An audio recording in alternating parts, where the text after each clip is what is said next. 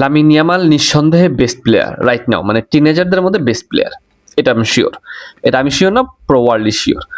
Because যা করছে এই বয়সের মধ্যে সবাই অলরেডি জানান দিয়ে দিছে হি ইজ দ্য বেস্ট।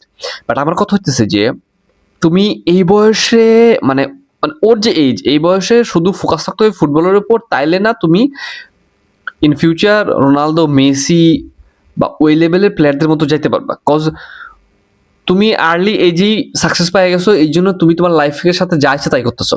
এবং আমার কাছে এটার জন্য মানে আমার কাছে মনে হয় বার্সা নিজে ব্যর্থ।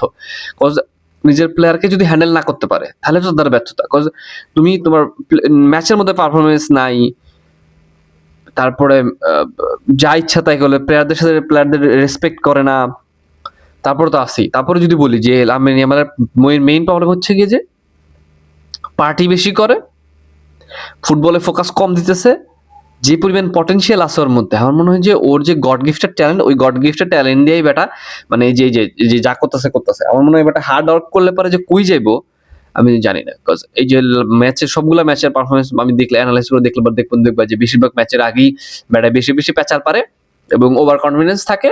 ম্যাচের প্র্যাকটিস তো অবশ্যই করে, না হলে তো ছাড় দেয় না, বাট ম্যাচের মধ্যে পারফরমেন্স একদমই নাই। ম্যাচের আমার মনে হয় যে ম্যাচের বাইরে ফোকাস বেশি হয়।